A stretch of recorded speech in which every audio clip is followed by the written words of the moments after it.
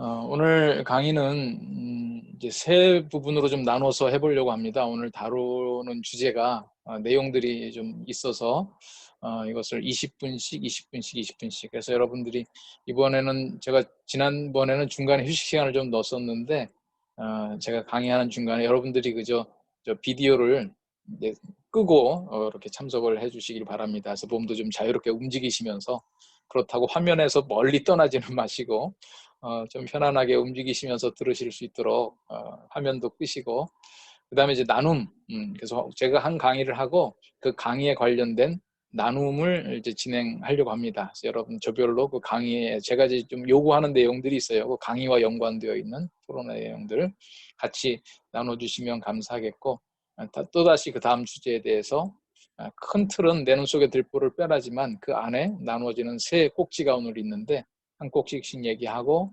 조별로 나누고 그렇게 진행하도록 하겠습니다. 자, 그러면 이제부터 첫 번째 꼭지를 말씀드리겠는데요.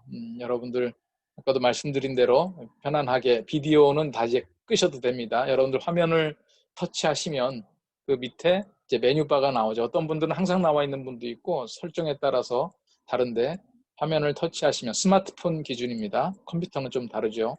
스마트폰 기준으로 화면을 터치하시면 맨 밑에 이제 메뉴바가 나오는데 맨 왼쪽이 우리의 오디오 소리와 관계된 겁니다. 그래서 여러분들이 제일 많이 이제 범하시는 오류가 이게 잘 했다가도 잊어버릴 수 있어서 제가 시작하면서 좀 말씀드리는데 거기를 이제 보면 헤드폰 그림 이렇게 머리에 쓰는 헤드폰 그림 있잖아요. 이게 나와 있으면 아직 제 소리를 들을 수 없는 겁니다. 근데 거기를 터치하시면은 인터넷 전화라고 하는 게 나와요. 그래서 그 글자를 다시 한번 딱 만지시면 터치하시면 그 다음에 마이크 표시가 나옵니다. 이제 마이크 표시가 나오면 그 마이크를 건드리면 빨간 줄로 쫙 하고 또 한 번 건드리면 마이크가 켜지고 그래서 지금 강의가 진행되는 동안에는 마이크를 제가 일괄해서 끄는데 혹시 어떤 분들은 이게 왜 꺼졌지? 그러면서 또 이제 터치해서 켜시는 분들이 있어요. 그거 제가 끈 겁니다. 제가 여러분들 전화기가 잘못한 게 아니고 제가 껐어요. 그러니까 그거를 다시 켜실 필요는 없습니다. 그리고 여러분들이 조별 나눔할 때 그거를 이제 켜셔야 이제 소통이 되니까 그런데 그 마이크 표시가 들어오지 않고 헤드폰 표시가 있으면 아예 제가 하는 이야기를 들을 수가 없어서 어떤 도움을 드릴 수가 없거든요. 그래서 아마 헬퍼분들이나 누가 유선상으로 아니면 카톡상으로 연락을 하게 되는 겁니다. 그래서 아마 제가 그 줌을 해보니까 한 8, 90% 처음에 뭐 안 들려요, 뭐가 안 돼요 하시는 분들은 이제 그 부분이 안 만져져서 그런 겁니다. 그 인터넷 전화라고 하는 것을 꼭 한번 터치해 주시고 처음에 잘 안 될 때 옆에서도 이제 도와주셔서 이제 해결이 되니까 그 다음에 이제 그걸 또 잊어버리는 거예요. 두 번째 들어올 때는. 그래서 이게 몇 번 한 두세 번 정도 이제 시행착오를 겪으셔야 이제 그게 완전히 익숙해지실 겁니다. 그리고 이제 그 옆에 있는 버튼이 이제 비디오 카메라 같은 버튼이 있죠. 이제 길거리 가다 보면 경찰 카메라 이 표시 이제 그런 표시인데 그거는 한번 터치를 하시면 금이 쫙 가면서 여러분들의 얼굴이 안 나옵니다. 또 다시 한번 터치하면 여러분들의 얼굴이 나오고요. 그래서 그거 한번 터치하시면 여러분들의 얼굴 대신에 여러분들의 이름이 나옵니다. 이름이. 그리고 조금 주변에 도움을 얻으시다든지 또 여러분들이 만지실 수 있는 부분들은 줌 그 회원 가입을 하면서 여러분들의 프로필 사진을 넣을 수 있어요. 그래서 제가 바라는 것은 가급적이면 여러분들이 거기에다가 프로필 사진을 하나 넣으셔서 뭐 시대는 상관없습니다. 여러분들이 회상하고 싶은 옛날 사진도 좋고 여러분들이 나타내고 싶으신 사진 또 풍경 사진도 괜찮아요. 넣어주시면 제가 강의할 때 또 그림들을 볼 수 있으니까요.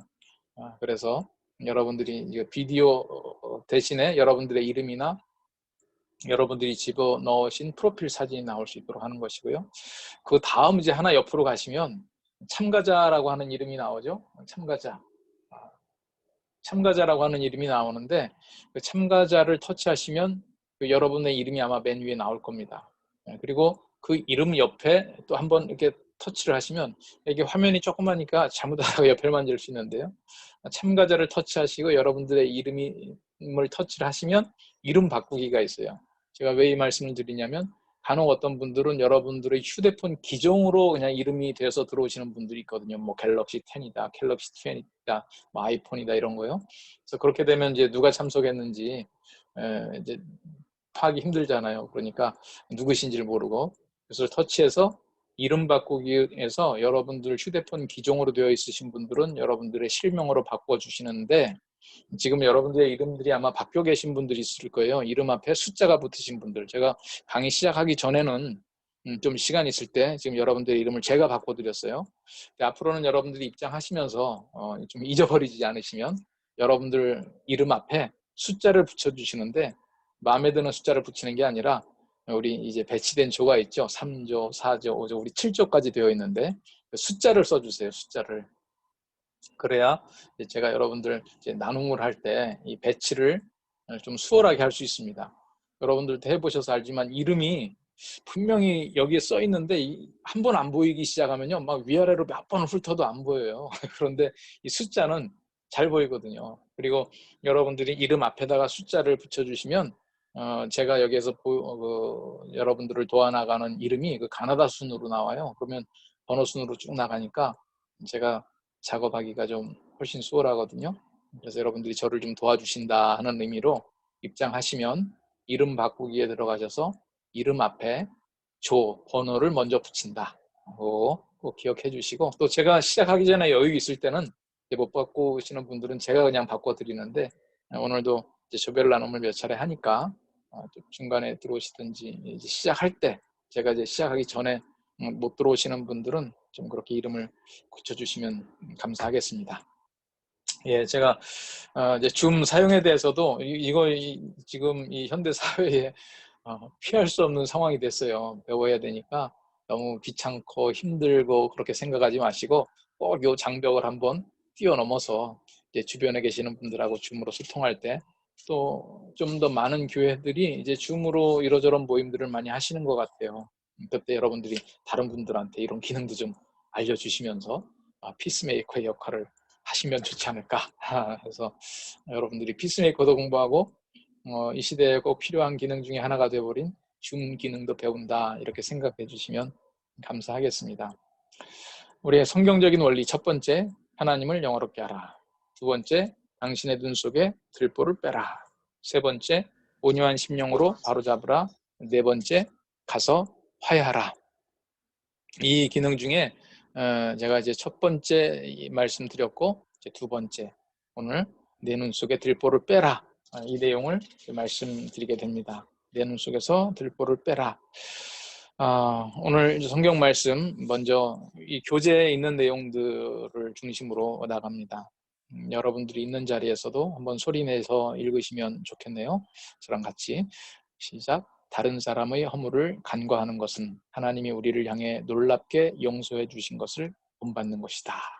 간과라고 하는 말이 나왔는데 이게 우리 국어사전에서 정리하는 간과랑 우리가 얘기하는 간과랑 좀 유사하긴 하지만 여기에서는 조금 다릅니다. 이제 국어사전에서 나오는 간과와 이제 용서의 한 종류인데 상대방에게 당신 요거 잘못했으니까 고쳐 이렇게 말로 지적해 주지 않고 내가 마음속으로 혼자 일방적으로 해주는 용서를 우리는 간과다.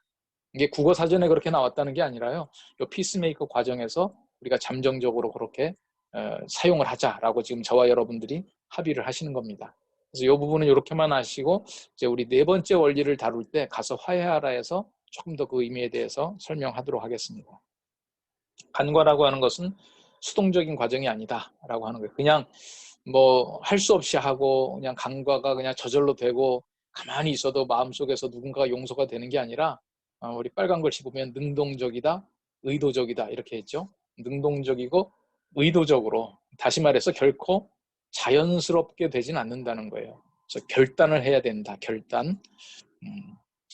그래서 다른 사람의 잘못을 우리가 용서할 때는 결단해야 되는데 이 간과에 대한 것은 또 다음 주제에 조금 더 나오니까 그때 조금 더 다음 주제와 그 다음 주제에 계속 나오는 겁니다. 그래서 일단 간과는 용서의 한 종류인데 결코 자연스럽게 되는 건 아니다. 우리가 좀 적극적으로 움직여야 된다. 그런데 이 간과하기 어려울 때 거물을 간과하기 어려운 이유 중 하나는 상대가 한 일에 대해서 우리가 지나치게 과민한 태도를 보이거나 그것을 곱씹는 경향이 있다. 다시 말해서 우리가 그냥 다른 사람에게 우리를 불편하게 하거나 우리에게 잘못을 했어요. 여러분들 자신에게. 근데 그 잘못을 용서는 용서인데 그 사람한테 당신 이런 거 잘못했잖아. 이렇게 우리가 흔히 말하는 지적질을 하고 그 사람의 잘못을 고쳐주기 위한 어떤 그 발언을 해서 행동을 고쳐주지 않고 그냥 내가 일방적으로 마음속으로 용서하는 거예요. 그러니까 상대방은 알지도 못하죠. 내가 용서했는지 아닌지. 정말 이렇게 간과하기 이렇게 간과해야 될 잘못도 있는데 왜 우리가 간과가 안 되는가? 이 이유에 대해서 좀 설명을 해 놓은 겁니다. 지나치게 우리가 이제 민감하다는 거죠. 그리고 그것을 곱씹는 경향이 있어요. 그러면 이것을 우리가 좀 방지하고 제대로 간과를 좀 잘 할 수 있기 위해서. 그러니까 지금 간과를 해야 될 부분에서 바로 화를 낸다. 상대방에게 뭔가 나의 분노의 감정을 표출한다. 이게 이제 적절한 수준을 넘어가는 것은 왜 그런가? 그것을 점검하기 위해서 우리가 이 말씀을 한번 보자 이거죠. 그 말씀이 뭐냐? 빌립보서 4장 2절에서부터 9절까지의 말씀입니다. 빌립보서 4장 2절로부터 9절까지의 말씀이 이제 우리의 마음이 지나치게 민감해져서 상대방을 간과하지 못하고 막 흥분해서 지적질하게 되는 그 이유가 무엇인지를 잘 알려주고 있거든요. 빌립보서 4장 2절로부터 9절까지 그 배경을 보면 빌립보 교회에 바울 사도께서 보내신 편지잖아요. 이게 또 옥중서신 중에 하나입니다. 감옥 안에서 보낸 편지인데 참 아이러니컬하게도 여기 기쁨이라는 단어가 참 많이 나와요. 빌립보서에서. 여러분들이 교도소 안에 계신 분들을 찾아갈 때 누가 누구를 위로해야 되죠? 밖에 있는 분들이 자유가 제한되어 있는 분에게 찾아가서 기뻐해라, 소망을 잃지 마라, 희망을 가져라 뭐 이런 격려를 해야 될 거 아니겠어요? 근데 빌립보서는 보면 그 안에 계신 분이 밖에 있는 분들한테 향해서 바울 사도가 밖에 있는 교인들을 향해서 기뻐하라고 격려를 하고 있어요. 특히 빌립보서 4장에 가면 이제 뭐가 나오냐면 내가 유오디아에게 권하고 순두개에게 권하노니 이제 그런 말씀이 나오거든요. 유오디아에게 권하고 순두개에게 권한다. 유오디아에게 권하고 순두개에게 권한다라고 하는 게 뭐냐면 그 유오디아 순두개 다 여자 이름입니다. 근데 이 교회 안에서 너무 소문나게 한 마음이 되지 못하고 갈등 상황이 벌어지고 있는 거예요. 그러니까 둘이 좀 한 마음을 품어라. 아예 이 서신에다가 이름을 공개적으로 언급하면서 둘이 한 마음 품으라라고 할 정도면 좀 두 분이서 교회 안에서 심각한 갈등 국면에 있는 거죠. 그럼 이분들이 처음부터 이렇게 심각한 갈등에 있던 사람들이냐? 그게 아니라 성경을 읽어보면 저 두 여인들이 나와 함께 이 빌립보 교회 개척에 동역한 이 창립 멤버다. 정말 나와 함께 복음에 동역한 사람들이다. 처음에는 뜻이 잘 맞았다는 거죠. 그래서 우리가 이 갈등 상황들을 생각해 볼 때요. 갈등은 누구랑 생기는 걸까요? 관계가 있는 사람하고 생길까요? 관계가 없는 사람하고 생길까요? 관계가 있는 사람하고 생기죠. 그래서 여러분들이 갈등이 생겼다 그러면요. 이렇게 생각하셔도 돼요. 저 사람하고 나는 관계가 있구나. 관계가 없으면 불편함이 생겼는데 금방 해결이 됩니다. 왜냐하면 관계가 없으니까 그냥 안 보면 되잖아요. 그런데 안 볼래야 안 볼 수 없는 사이가 관계 아니에요? 그러니까 갈등이 생기는 거죠. 저 사람하고 나하고 불편함이 있는데 여러 가지 이유로 서로 이 관계된 것을 끊을 수가 없는 상황이에요. 그러니까 갈등이 생기는 거죠. 그래서 여러분들이 뒤집어 얘기하면 누군가가 정말 내 마음에 부담이 되고 속썩인다. 왜 이렇게 갈등이 될까? 그거는 관계가 깊다는 얘기죠. 그렇게 마음이 불편한데도 관계 정리를 못하니까요. 그래서 그런 그 유오디아와 순두개와의 관계도 그런 관계였는데 지금 현재 마음이 힘들다. 그래서 바울 사도께서 유오디아와 순두개를 언급하면서 주신 말씀이니까 이 말씀은 두 사람 사이의 불편한 갈등 관계 속에서 우리의 마음이 어떠해야 되는가를 점검해 볼 수 있는 말씀이에요. 첫 번째, 주 안에서 항상 기뻐하라. 근데 이 성경 이 본문 찾아보면 이 다음에 또 뭐라고 되어 있냐면 내가 다시 말하노니 기뻐하라.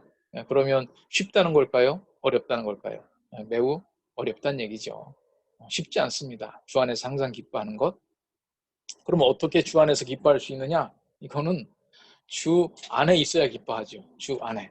그러니까 우리가 그 지난주에 G1 하나님을 영어롭게 하라. 하나님의 시각으로 갈등을 바라보자 그랬죠. 하나님의 갈등으로 시각을 바라보면 우리 한번 복습해 볼까요? 갈등이 뭐가 된다고요? 기회가 된다. 어떤 기회요? 하나님을 영어롭게 하는 기회, 다른 사람을 섬기는 기회, 내가 그리스도를 닮아 성장하는 기회. 바울 사도가 지금 유오디아와 순두교에게 뭘 얘기하고 있냐면 불편해하지 말고 너희들이 지금 기쁨을 잃지 않고 있느냐? 기쁨을 잃고 있느냐?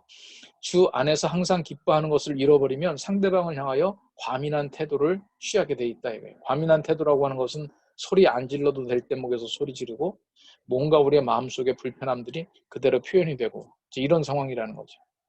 바울 사도께서요. 직접 그러한 예를 보여주셨어요.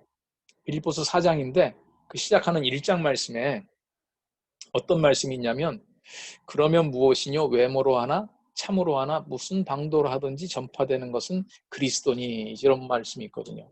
지금 이게 어떤 상황에서 주신 말씀이냐면 그 1장 말씀을 보면 이제 그런 말씀이 나와요.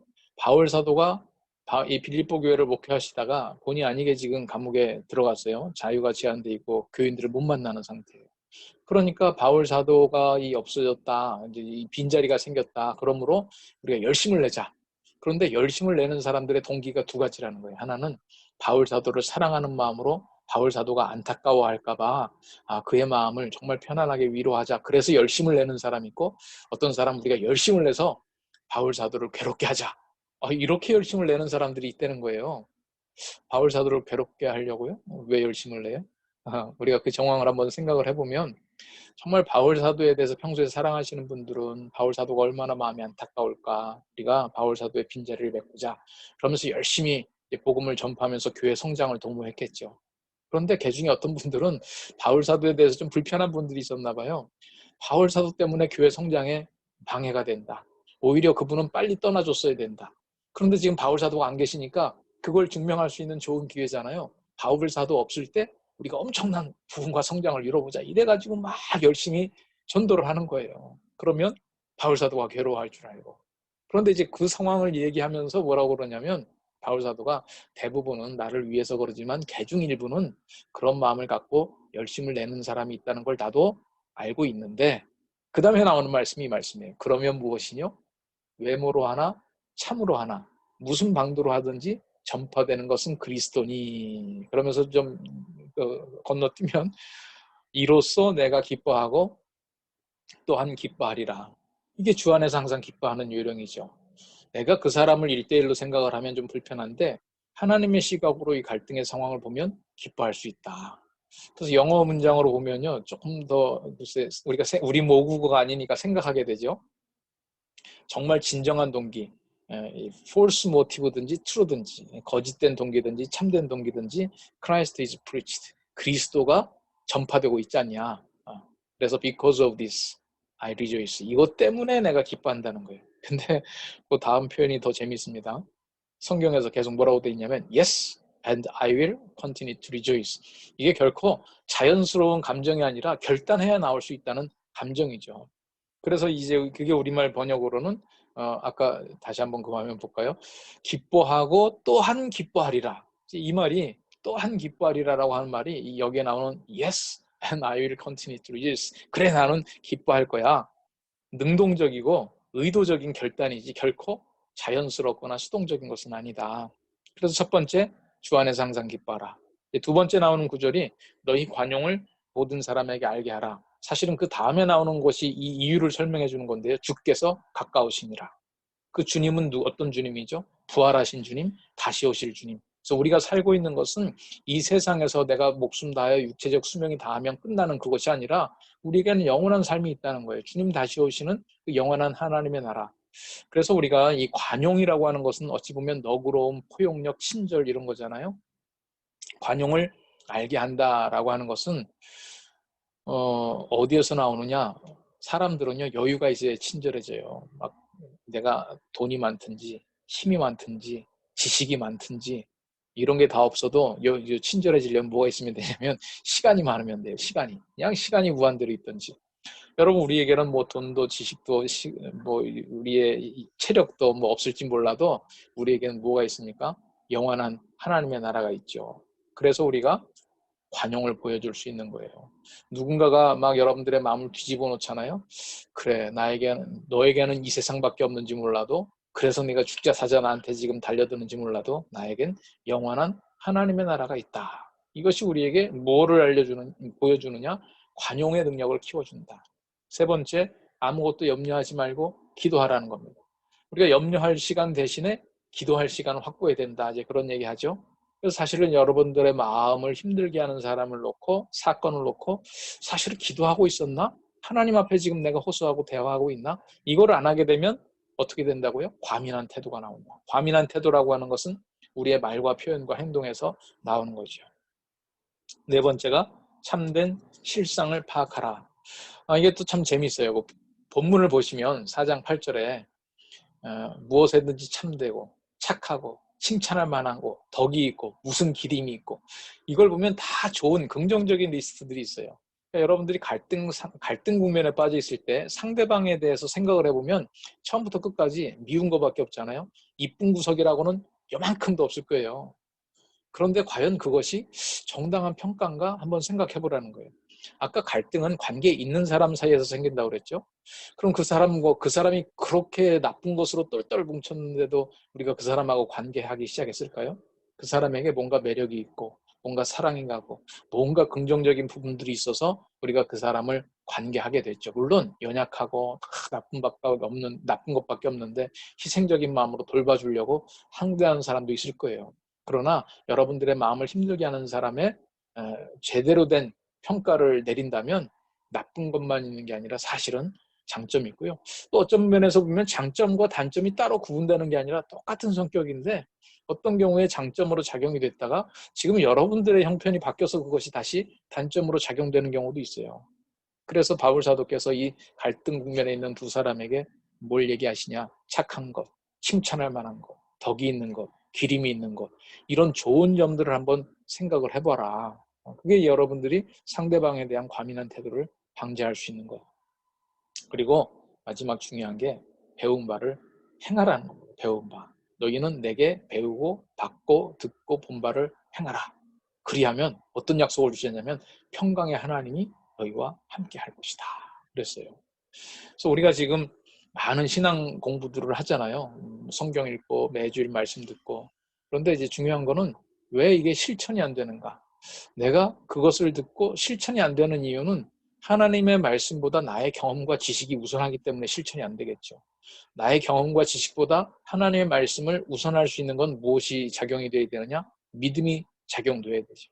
그 믿음이 작용돼서 내가 실천을 하고 있는가? 하나님의 말씀대로. 지금 하나님의 말씀대로 실천하지 않고 있을 때 우리의 마음이 민감해지고 걱정이 되고 분노가 올라오고 상대방에 대해서 과격한 태도가 보이게 된다.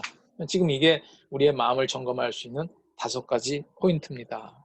그리고 나머지 내용들은 잠깐 제가 이제 좀 소개하면서 교재에 있는 내용들 지나가 볼게요. 자신을 살피라. 다른 사람에게 행한 잘못이 작게 보여도 하나님은 그것을 심각하게 보신다. 왜냐하면 모든 잘못은 하나님의 뜻을 어기는 것이기 때문이다. 그러니까 나의 자신을 돌아보고 싶지 않은 이유가 상대방이 나한테 행한 것이 더 잘못됐다. 그러니까 사람들이 얘기하면 아니 나도 잘못한 건 있지만 아니 저놈이 나한테 한 걸 보라고 내가 흥분 안 하게 생겼나. 그렇죠. 그러나 지금 성경에서는 상대방이 얼마큼 잘못이 크냐 작으냐 그거는 다음에 생각하고 세 번째 원리에서 일단 아무리 작은 잘못이라도 이게 있냐 없냐 요걸 살피라는 거예요. 두 번째, 우리는 죄진 것을 인정하고 싶어 하지 않고요. 그래서 자꾸 감추거나 부인하거나 합리화하려는 경향이 있다. 그래서 이것을 확인하고 고백하기 어려울 때는 2가지를 할 수 있는데, 이거는 하나님께 우리가 도움을 요청해서 기도하면서 자꾸 말씀으로 나를 점검해 보는 거예요. 오늘도 지금 빌립보서 4장 2절로부터 9절까지 여러분들의 마음을 평가를 해보니까 찝히는 부분이 없어요? 있죠? 예. 그러니까 하나님의 말씀으로 나를 돌아보고, 또 하나 영적으로 성숙한 친구에게 권고를 부탁해라. 정말 우리가 이런 자리에 나오는 이유가 뭡니까? 하나님의 말씀의 원칙을 가지고 사는 사람들끼리 만나서 서로 권고하고, 세상에서 주어지는 어떤 교훈에 의지하는 게 아니라 하나님께서 우리에게 주시는 말씀으로 권면할 수 있는 친구들을 찾아가는 거죠. 그리고 내가 내 문제에 대해서는 좀 연약한데요, 상대방의 문제에 대해서는 조금 더 객관적이 돼요. 그래서 나는 내 문제를 다루지 못한다 할지라도 서로 도와야 될 필요가 있죠. 영적으로 성숙한 친구가 평소에는 나보다 작아 보여도 이 내 경우에 있어서는 나보다 작은 그가 나를 도울 수 있고 권고를 할 수 있다. 그래서 우리가 살펴야 될 몇 가지 영역이 있는데요. 우리의 말을 잘 통제를 해야 된다. 그리고 다른 사람들을 통제하려고 하는 욕망들을 위해 나오기도 하고요. 또 우리가 자꾸 약속을 깨는 것들이 있어요. 약속을 깨는 부분들, 또 권위를 존중하지 않는 것, 어떤 질서가 있고 하나님께서 부여주신 권위들. 여기에나 이제 그냥 간단하게 나와서 그냥 제가 제목만 소개해 드리는데, 여러분들이 화평하게 하는 자 책을 읽어보시면 이게 그 책의 소 제목들입니다. 그래서 여러분들이 꼭 한번 책을 읽어서 보충을 해주시기 바라요. 황금률, 너희가 대접받고 싶은 대로 남에게 먼저 대접을 하라. 그다음에 죄로 가득한 욕구들을 충족시키는 것. 지금 말씀드린 리스트들이 이제 이런 리스트들입니다. 그래서 오늘 첫 번째 세션, 제가 시간 이제 20분간 앞에 그 줌 사용 설명하느라고 한 5분 사용하고 제가 한 19분, 20분 이렇게 말씀드렸네요. 자, 이제 여러분들 첫 번째 주제인 내 자신을 살피자라고 하는 말씀, 이 말씀을 나눴는데 좀 어떻게 들으셨는지 모르겠어요. 이제 여러분들 그 조별로 한번 이 내용에 대해서 한번 얘기를 좀 해봤으면 좋겠어요. 이 5가지 말씀의 포인트로 나를 점검해 보면 어떤 부분이 문제가 있나, 그리고 또 여러분들이 요걸 가지고 내가 그 사람하고 했던 태도를 다시 한번 점검해 보면 이 말씀을 생각했을 때하고 생각하지 않았을 때는 어떤 변화가 있을까, 이제 요거를 한번 생각을 해보시는 거예요. 이런 내용들을 잘 생각을 하셔야 그 갈등 사례 정리하는 용지에 여러분들의 갈등들을 잘 풀어나갈 수 있으니까요.